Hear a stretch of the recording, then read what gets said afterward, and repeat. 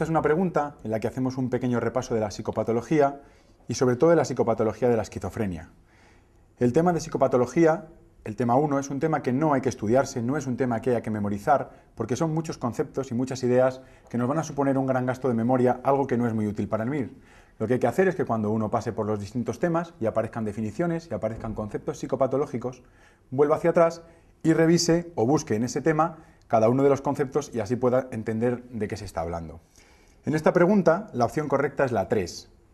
El fenómeno perceptivo más característico de la esquizofrenia son las alucinaciones o pseudoalucinaciones auditivas. La opción 1, la hiperprosexia, se refiere a un exceso en la capacidad de atención. La opción 2 habla de las alucinaciones auditivas, que son fenómenos típicos del alcoholismo.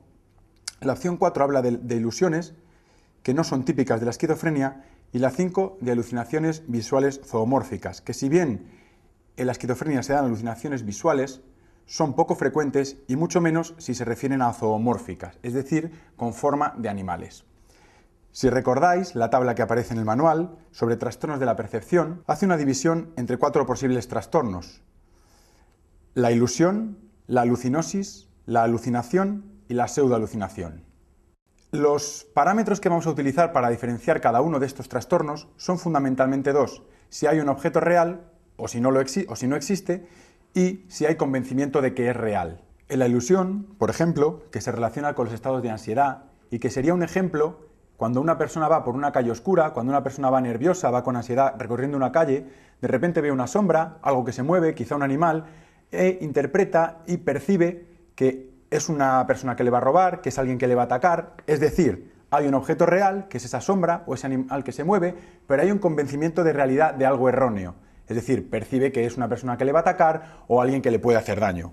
En la alucinosis, que sería por ejemplo la alucinosis alcohólica, el ejemplo típico, son unas voces que te insultan, unas voces que te amenazan, típica del consumo de alcohol. Aquí no hay objeto real, es decir, estoy oyendo algo que me insulta, pero que no es real, no hay una persona que me esté insultando. Pero la diferencia también con la ilusión es que la persona no está convencida de la realidad, es decir, sería una persona que llega a urgencias diciendo que está bebiendo, que está bebida, que se ha emborrachado y que está oyendo unas voces que le insultan, pero que no son reales, que eso no puede ser. Es decir, no hay objeto real y la persona no está convencida de la realidad. En la alucinación, típica, por ejemplo, de la esquizofrenia y también de algunos estados metabólicos, como encefalopatías o como intoxicación por sustancias, tampoco hay objeto real, es decir, uno oye unas voces o uno ve algún objeto o ve alguna cosa que no existe, pero está convencido de que es real. Por ejemplo, oír unas voces que le insultan, pero pensar que sí que es real, que un vecino, que un amigo, que alguien te está enviando esas voces a la cabeza o te está llegando un susurro de alguien que te insulta o, por ejemplo, ver una figura humana que está contigo, que te acompaña y que en realidad no existe. Es decir, no hay objeto real, pero la persona está convencida de la realidad. La última diferencia sería entre la alucinación y la pseudoalucinación, también muy típica de la esquizofrenia y muy preguntada en el MIR. La diferencia entre las dos es que en la alucinación uno percibe una voz fuera, como un susurro, como una voz, alguien que le habla al oído, es decir, fuera de su cabeza, y percibe ahí el fenómeno alucinatorio. Puede ser algo que ve o algo que oye. Sin embargo, en la pseudoalucinación, el contenido está en el interior de la cabeza. Puede oír una voz, a veces se llama sonorización del pensamiento, o puede notar que tiene alguien por dentro, como que está poseído. Es decir, igual que en la alucinación, no hay objeto real, sí que hay convencimiento de realidad, pero la diferencia es que en la alucinación la percepción está localizada en el exterior, mientras que en la pseudoalucinación está en el interior de la cabeza.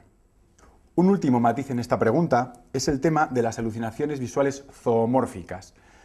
Cuando en psiquiatría, en el MIR, nos hablan de la presencia de bichos, de pequeños animales, de serpientes, de hormigas, en general no nos están hablando de esquizofrenia, sino de otro tipo de trastornos. Por ejemplo, en la intoxicación por cocaína es típico tener una alucinación táctil que recorre la piel en forma de hormigas, se denomina síndrome de Magnan. En la abstinencia al alcohol, que es el delirium tremens, también es típico que haya alucinaciones visuales zoomórficas en forma de bichos que corren por la habitación, bien serpientes, ratones, pequeños animales.